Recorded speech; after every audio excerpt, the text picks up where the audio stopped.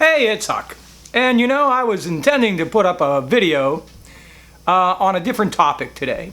And I'm going to hold that and maybe upload that later in the week. But, you know, the time has come really to talk a little bit about the Bernie Sanders campaign. And I don't know if I left maybe an impression with my last video that I was maybe secretly in the Hillary Clinton camp. Actually, nothing could be further from the truth. The truth is that, if anything, I'm kind of rooting for Bernie Sanders here. But I have some real reservations. And they don't have anything to do with his intentions or his policies, really. He is the first guy to come along, really, that's actually run for office, that is not only saying so many of the things that need to be said, but he's also got a lifetime, 40 years of, adamantly standing up for these very same principles that he is talking about, on the campaign trail. But my reservations about Bernie Sanders go more to the heart of, frankly, the partisanship that we see in Washington, D.C., and how realistic it would be, one, for Bernie Sanders to manage to win the Democratic nomination, and two, if elected, being able to get any of his policy proposals through either party. And let me expound on that just a bit. About the only thing that Hillary Clinton can really hammer away, I suppose, at Bernie is, his record on gun reform. And the truth is, it is far to the right of what I, believe needs to be done. And, in truth, it's further to the right than what Hillary Clinton, or for that matter, O'Malley, has been calling for. But realistically, there's a lot to be said for Bernie Sanders' position. I mean, some of the things that he does propose, the instant background checks to extend, through every gun sale, and a ban on military-type weaponry, assault rifles as they're called, and a few other proposals that realistically, while this isn't near as far as needs to be done, and not really near as progressive as some of the other Democrats in the race, like I said, realistically, unless something really changes, unless we see a real paradigm shift in Washington, what he is advocating is probably the closest thing to realistic change that we might see forthcoming under whoever is elected. Gun violence is a real priority of mine. I have on occasion refused to vote for somebody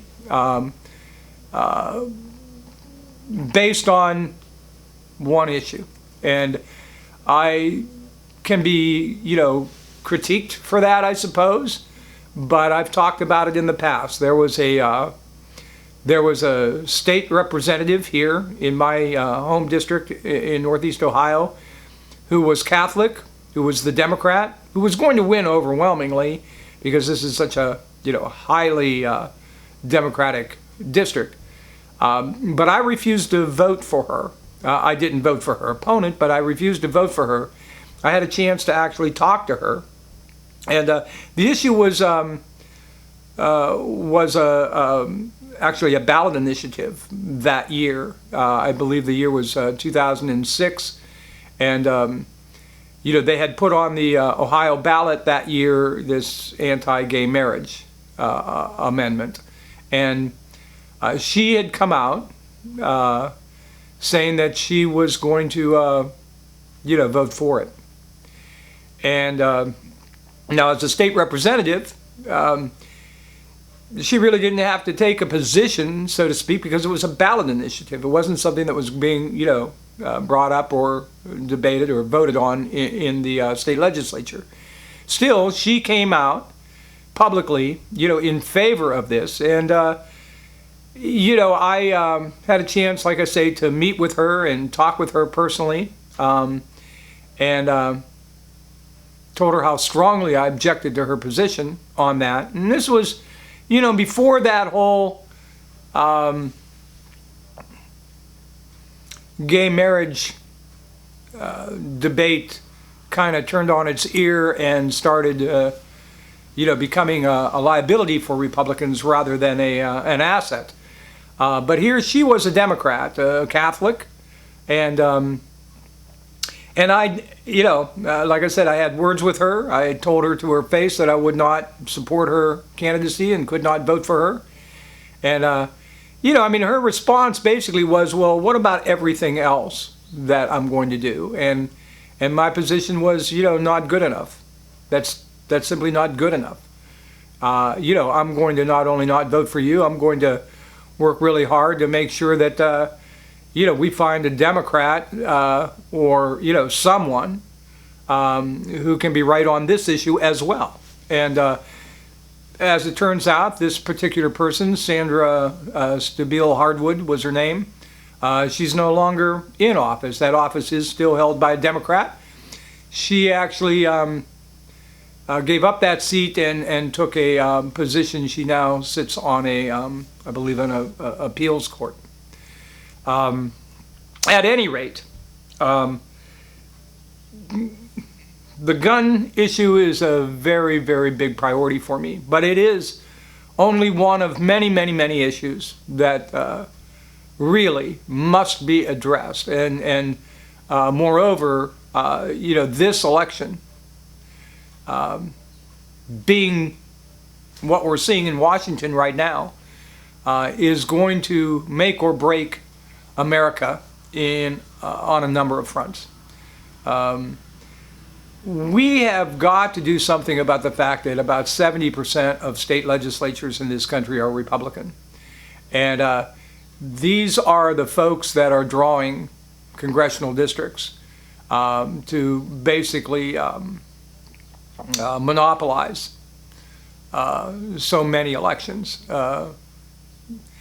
I'm so sick of seeing, state after state have, basically 50-50 elections or Democrats getting a majority of the overall vote, and yet Republican legislatures are just overwhelmingly voted in because of the way they've drawn these districts to give them slight edges, in Republican districts and overwhelming majorities in a few Democratic districts, basically taking as many Democrats out of, competitive races and putting them all in a large group. And this is happening, throughout the country, here in Ohio and neighboring Pennsylvania, but really all over. And that is one of the very fundamental transformations that need to be made. We have to take a really hard look at how congressional districts are drawn, and we're going to have to do something dramatic between now and 2020 to get as many Democrats elected, or at least as many progressives elected as possible, because following the 2020 election, these congressional districts are going to be drawn again, and so we need to get more liberals in office by 2020. That is a must. But back to Bernie Sanders. My biggest reservations on Bernie Sanders are, again, looking at the reality of partisanship that is going on in Washington.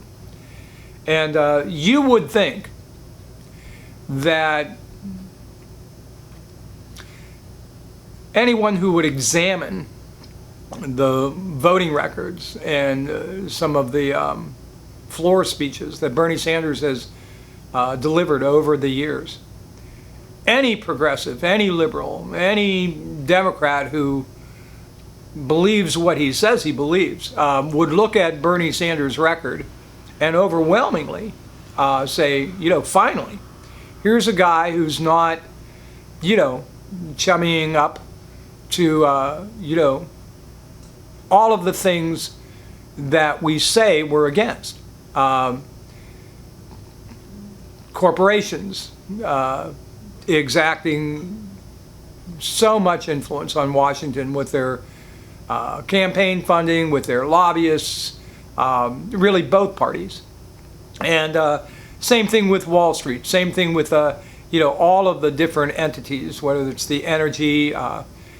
One of the things we really need to talk about is, and one of the things that Bernie does not talk about, is how pervasive defense spending is in our budget. And all of the myriad ways this is really destroying the progressive movement. And Democrats are just as much to blame. I mean, Republicans are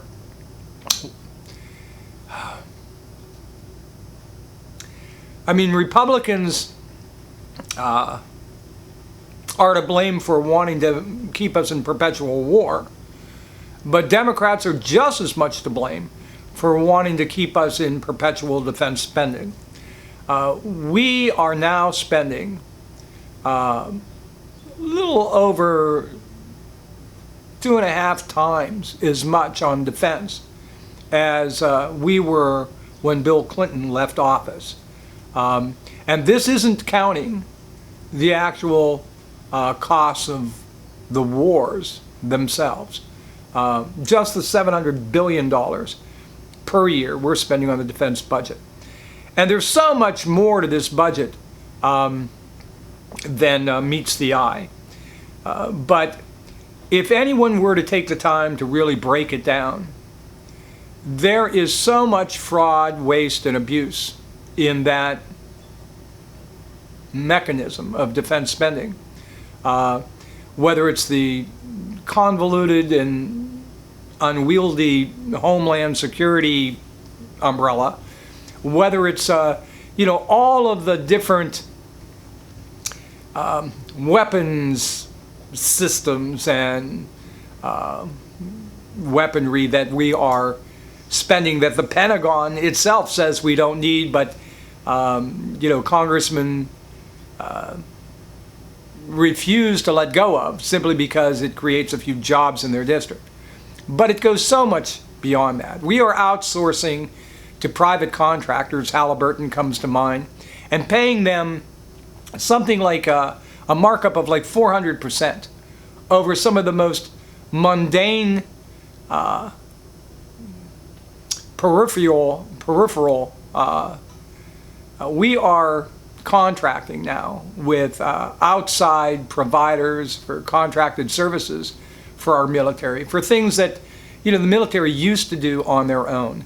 This is true for everything from security of defense installations in this country to feeding our soldiers, and this is why so many independent contractors like Halliburton are making a fortune off of our defense budget. If you look just at the vicinity of Washington, D.C., and look at the amount of construction, high-priced office buildings and headquarters of different independent contractors with defense contracts that have sprouted up just in the last 15 years in and around Northern Virginia, Maryland, around the Washington, D.C. area. It has exploded. Some of these are the single richest, counties in America. A brigadier general earns something like $163,000 a year, And, when they retire, they make about 70% of that. Many of these generals that do retire are lured by these independent contractors. And they are paid not only what they get for their retirement, through the government, but they are paid sometimes $1 million or more to go to bed with Halliburton, Lockheed Martin, or any number of other defense contractors or independent contractors doing business with the government. Most people don't realize this, but virtually every congressman in Washington has a shadow,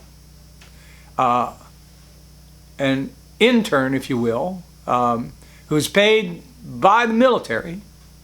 This would be, like usually someone right out of West Point or Annapolis, who is like their military liaison, and they work in the halls of Congress, attached to the staff, if you will, of most congressmen in Washington, D.C. The truth is, I think if they all wore their uniforms instead of, their suits and ties, the chances are, we would see the influence that the Defense Department, has on our legislative branch of Congress. The point is that there are myriad ways that the defense budget is bloated, and it's not helped by the fact that not just Republicans, but some Democrats are, constantly drumming up fear and unrealistic evaluations of what our perceived enemies are doing and what the threat really is. And so anyone in Washington that tries to make a dent in that is just overwhelmingly shouted down. And this goes on within both parties, not just the Republican Party. Years ago when we didn't have an all-volunteer army, we didn't, the pay wasn't as good. The benefits weren't as good. But now that we have an all-volunteer army, the pay grade is pretty much improved. Certainly the benefits are improved. And the net result is that for the vast majority of Americans, we're not really touched when our boys go to war. The vast majority of Americans, don't have a dog in that fight. And, I know it's been said many times that if we went back to a draft and we actually had to take everybody's sons and daughters and send them to war, Congress might actually, analyze these things with a little bit more foresight and concern. And while that's certainly true, it is what it is. And we need to do something about that. I think Bernie Sanders is probably the only candidate running who, while not speaking of it, intends to do something about it. The fact is, we're going to spend something like $7 trillion on defense, minimum, over the next 10 years. And we could cut easily $1 trillion from that budget with absolutely no discernible difference in our preparedness or technological advantage whatsoever. A lot of people seem to think that when the defense comes up with when the Defense Department comes up with as they did here not long ago with a plan to maybe close some facilities or certain weapon systems they no longer need, that the reason these things never seem to get eliminated, well, sure, the congressmen involved, whose districts are involved in, seeing something shut down, they're going to complain loudly. and they don't want to see, the federal dollars that are coming into their district, to emanate. So they're going to do everything in their power to keep those bases and those weapon systems or whatever, operating. But the truth is, if you look at it, there are only really a handful of areas around the country who,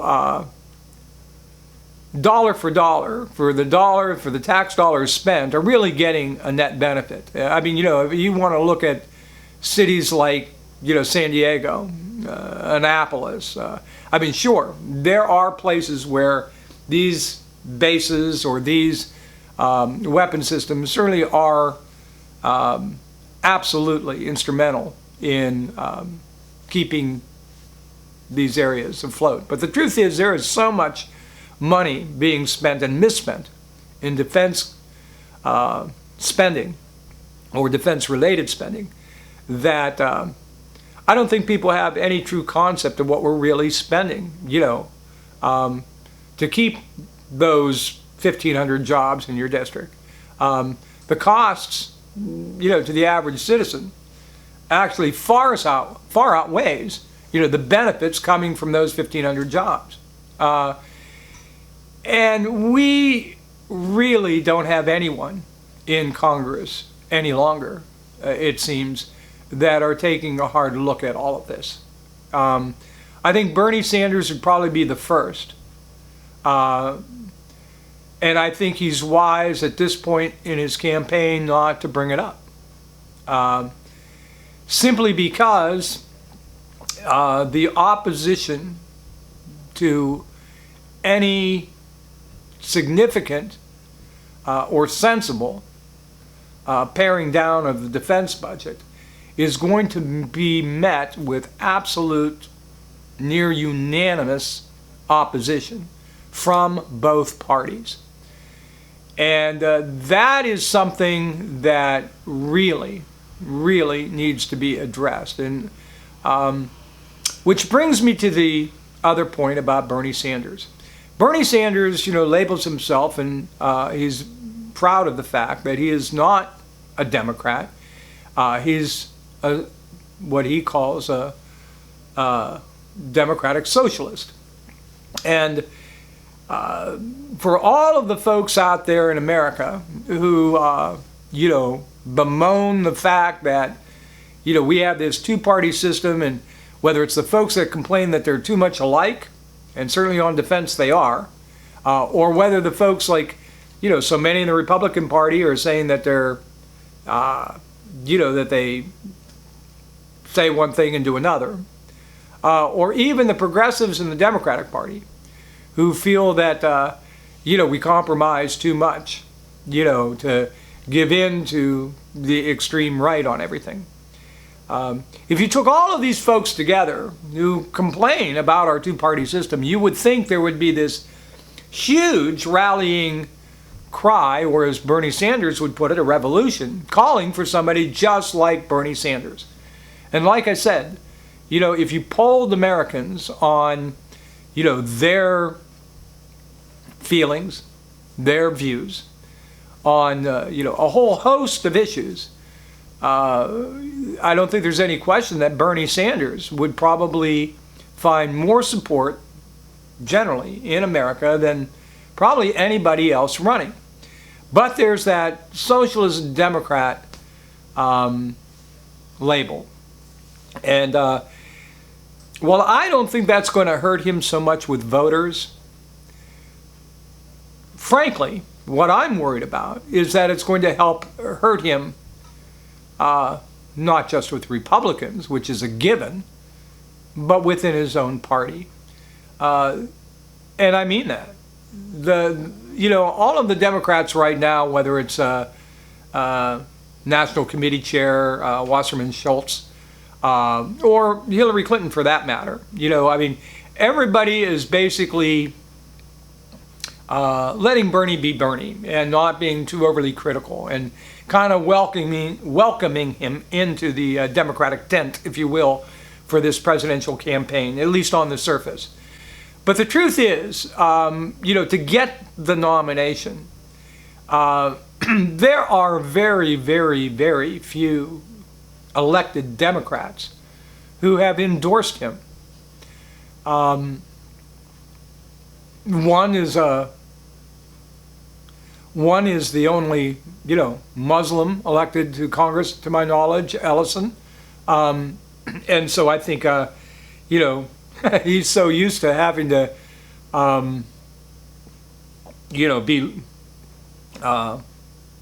be the outsider, I suppose, or at least labeled as such, that, he's willing to take that leap. But they're just very, very few. Say what you will, but, partisanship is alive and well in Washington, and that's true, within the Democratic Party as much as it has ever been. And while that can be a good and constructive thing at times, it can be a wholly destructive thing at times. And this is one of the occasions where I am really concerned that that Bernie's outsider status, even though the Democrats have, welcomed him into, like I say, the Democratic tent for the campaign, even though they have let him, all these years caucus with the Democratic Party and given him, certain committee assignments and chairmanships, they've always kind of kept him at arm's length on some of the more really potent committee assignments. So, for instance, he's been on the Armed Services Committee, which is big. He's been on the Veterans Affairs Committee. In fact, he's chaired that at times. But, like on the Appropriations Committee, on the Ways and Means Committees, he's not going to get those assignments. And I guess what I fear is two things. I like pretty much everything Bernie Sanders stands for. But he is absolutely correct when he states that the only way much of his agenda is going to get anywhere in Congress, in Washington, the only way so many of these things are going to come to fruition is if there is a very real political revolution in this country on the part of voters. And that has to begin, I think, first. To get anything through Congress, you at least have to get the backing of your own party first. The more unanimous, the better. And we've seen the results of what happens when you don't get that. That's what's going on in the Republican Party right now. They have both houses of Congress. They have the House of Representatives, they have the Senate, but there's about 40 members that they cannot control because they are so far extreme right. Well, similarly, I fear that Bernie is going to be perceived as so far extreme left that he's not going to get cooperation from his own base, which is the Democratic Party in Congress. So even if he managed to get the nomination and somehow get elected, what can he realistically accomplish in Congress if even, what should be his base, Democrats, aren't willing to go as far as he's trying to take them? And that, I think, is a very real problem for him. Of course, before he ever gets to that problem, there's another really big problem for Bernie Sanders. And that is that no one can really win the Democratic nomination, let alone the presidency, without having, overwhelming success with minority votes. The way the Democratic Party is made up right now, we have, for quite a few years now, been able to have the advantage of taking, as much as anywhere from 85 to 95% of the minority vote. That's, black voters and to somewhat lesser extent, Hispanic voters. Bernie has not been able to make inroads with those demographics. And to me, it's a little shocking in that, if you examine his record on civil rights, for instance, and on issues affecting, minorities, it's as good as anyone's in Congress, and certainly as good as anyone's, in the Democratic Party. However, it hasn't translated in support. That's why if you look at national polls right now, he's still, well behind Hillary Clinton nationally. And if you look at states where it's absolutely imperative to get minority votes, states like South Carolina, as an example, or states like Florida, he's not even in the same, viewfinder. So much has got to happen for Bernie to realistically overcome those hurdles. And, I'll be honest with you, I am rooting for him. I have absolutely no qualms that if elected and if he could get Democratic support for his policies, he may be able to get some of this done. A lot is going to depend, obviously, on the makeup of Congress and how successful he is on getting more, particularly young people, motivated and participating, in the political process. There would have to be, a groundswell of momentum to help him push through some of the radical but really radically needed reforms that he has in mind.